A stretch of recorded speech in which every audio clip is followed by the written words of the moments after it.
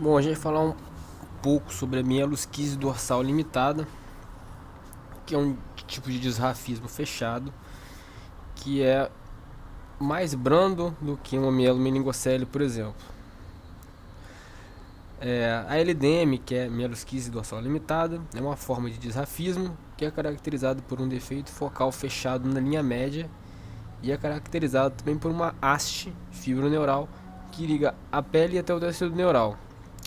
Ela é uma entidade que contém tanto características de disrafismo aberto quanto de disrafismo fechado. LDM é um tipo mais brando de uma falha da neurulação primária. Como eu disse, é um tipo mais leve, por exemplo, que uma mielomeningocele. Em 93, eles eram chamados de lesões saculares cervicais ou mielomeningocele cervical devido ao seu conteúdo neural. Mas o termo atraiu algumas críticas porque causava uma associação com a mielomeningocele, que era mais grave e que tinha um placóide neural exposto e mais evidente.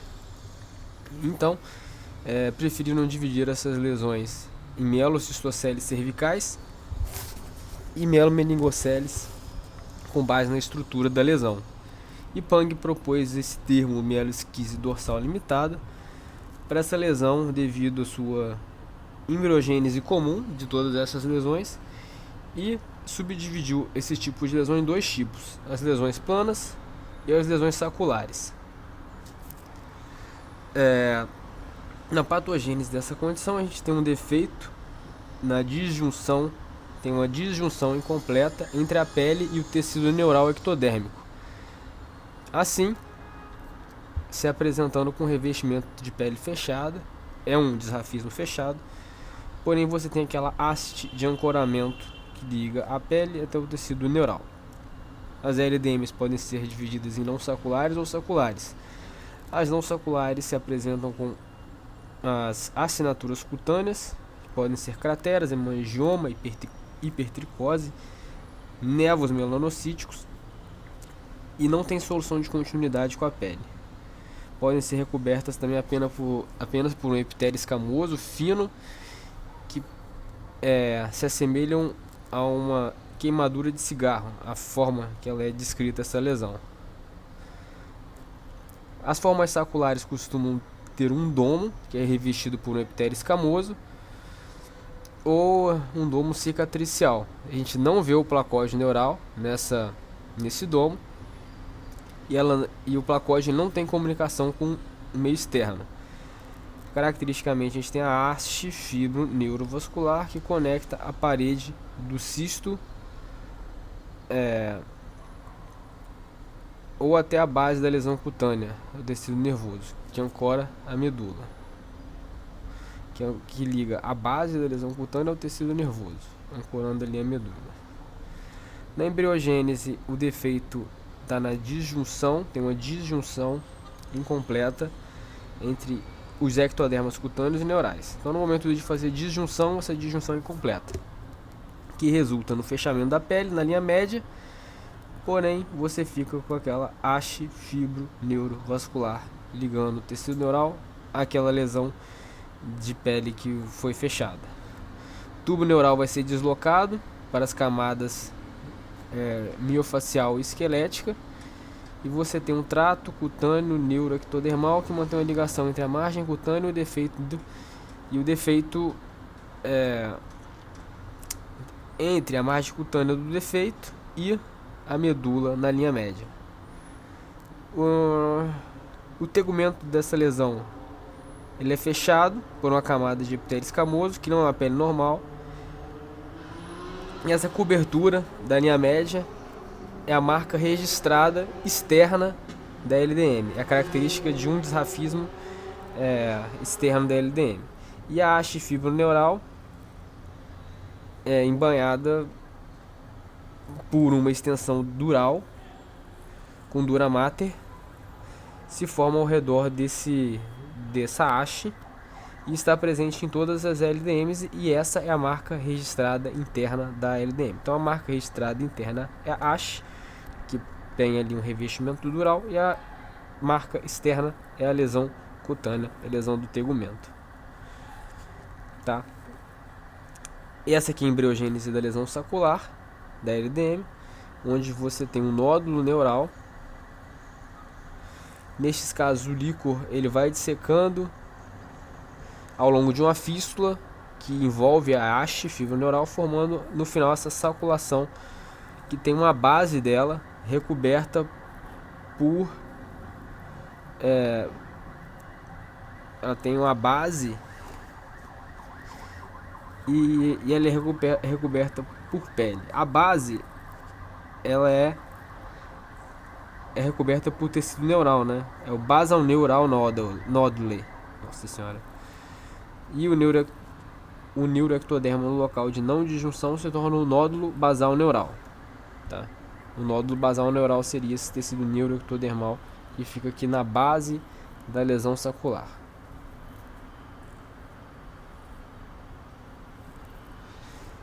E no artigo do Pang, ele bota critérios para você classificar uma LDM. O primeiro critério de inclusão era ter o estigma cutâneo. Segundo, você ter a haste interna circunscrita, conectando a base da lesão cutânea na linha média até a medula espinhal subjacente. E o terceiro, a haste estar sempre em volta de uma fístula dural delgada, estendendo-se do local da haste da coluna até a base cutânea da lesão, às vezes até além dela.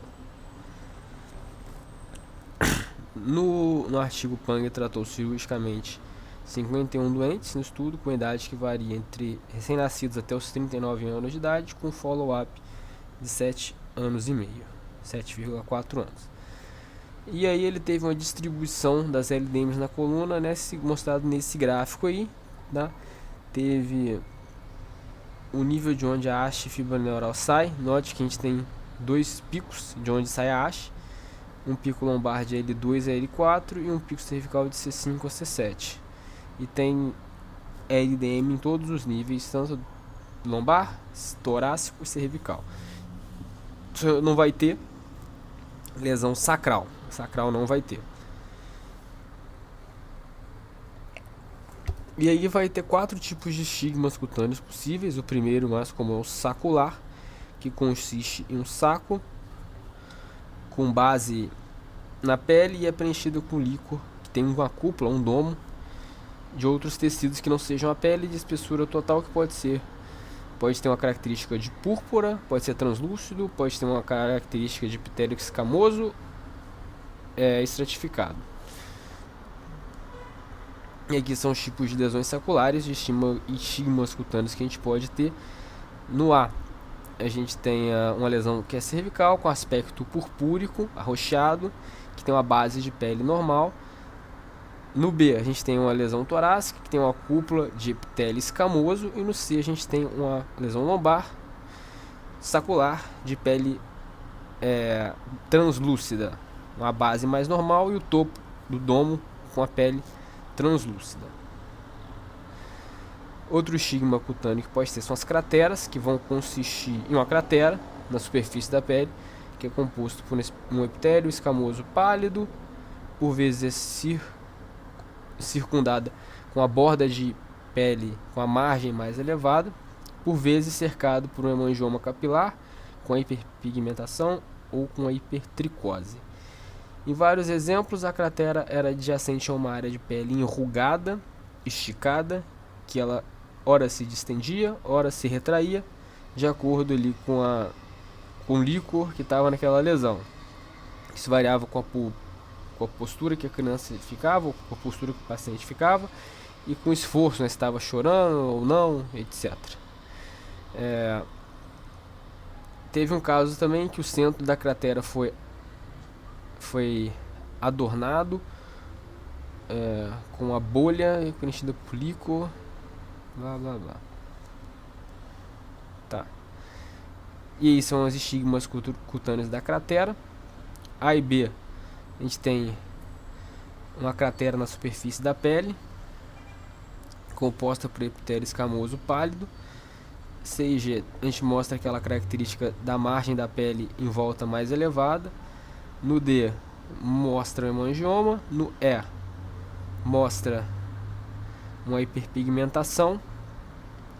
No F mostra uma hipertricose. E no G mostra de novo aqui a margem de pele mais elevada. E aqui aquela característica, né, em A, que a cratera adjacente ela pode ter uma área de pele enrugada, esticada, que pode ser dinâmica de acordo com como o líquor ali vai se mostrando, né? Quando está retraído fica enrugada, quando o líquor preenche ela fica esticada. E no B a gente mostra também uma cratera com centro em forma de bolha, preenchido por líquor, que pode confundir muito com mielomeningocele. O outro estigma cutâneo que a gente tem é o poço, é um estigma bem mais sutil, uma pequena depressão na linha média, sem outras características incomuns. É bem discreto, como se fosse um furinho. E o outro estigma cutâneo que tem é o saco membranoso, que é um saco tubular preenchido com líquor, que é feito de uma membrana que se assemelha ali a aracnoide, espessada, protuberante, que atravessa através do defeito dorsal. A base desse saco é um colar fino de pele, que é essa partezinha aqui, tá?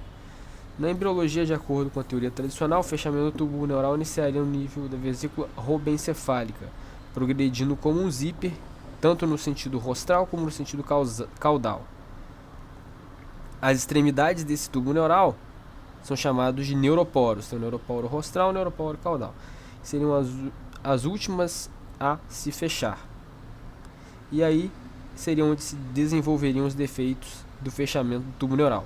Este modelo de fechamento através desse modo, né, tem sido contestado, e o que tem sido postulado que teriam diversas ondas de oclusão com múltiplos neuroporos ao mesmo tempo. Isso explicaria a existência de malformações múltiplas e de defeitos distantes dos neuroporos classicamente descritos. É um detalhe da embriologia do fechamento do tubo neural. E aí tem uma divisão, né, de onde apareceram as lesões da LDM, em suas diferentes localizações. Cervical teve predominantemente a lesão sacular, 9 casos e 1 em cratera. Lombar teve predominantemente a lesão em cratera, teve 12, 5 saculares. E a torácica foi mais dividida, com o saco membranoso presente apenas na região lombar. Então, cervical mais sacular, lombar mais cratera, podendo também ter o saco membranoso, só com ela. Aqui em relação à clínica, né, quadro clínico seria mais ou menos um quadro clínico de medula ancorada, com fraqueza de membros inferiores, perda sensitiva, dor lombar, deformidades ortopédicas, deformidade no pé, deformidade de escoliose, bexiga neurogênica. E não tem muita correlação de piora neurológica com a localização da LDM. Foi um dado visto no estudo com a realização da regressão linear. Fez regressão linear e não mostrou correlação de piora neurológica em relação à localização da LDM. Logicamente, na região cervical você vai ter fraqueza de membros superiores, que não vai acontecer na região lombar, que é mais uma correlação topográfica. A maioria das vezes a LDM é assintomática ou oligossintomática, né? Pode ter sintoma, mas a maioria das vezes ela tem poucos sintomas. A natureza progressiva dessas lesões faz com que o tratamento cirúrgico seja indicado, e o mesmo consiste em ressecar a haste próxima à sua implantação no tecido nervoso. Mostrando aqui nesse gráfico a piora dos déficits com o avanço da idade. Quanto mais velho, pior os sintomas, mostrando o caráter progressivo da doença. E tem a associação da LDM com outras malformações. As que ficaram mais evidentes aqui é a Chiari tipo 2, tiveram 3 casos na região cervical, 2 casos na região torácica. Hidrocefalia, que não é comum a gente ter associado, aconteceu em 6 casos. Também no problema na região cervical.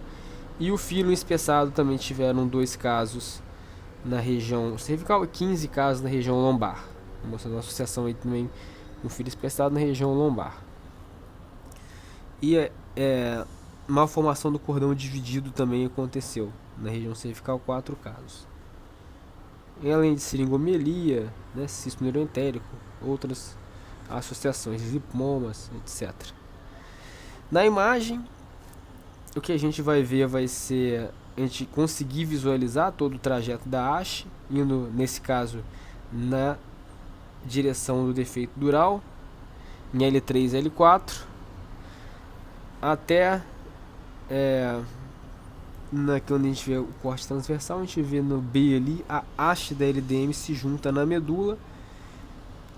Ela tem uma forma trapezoide na junção cabo-haste. Na C, a gente tem uma haste dorsal ao cone.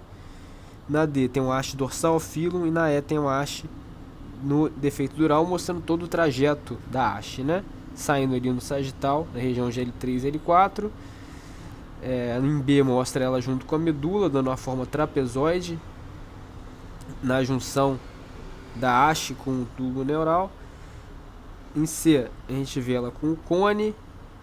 Em D, a gente vê ela dorsal ao filo. Em E, ela saindo ali do defeito dural.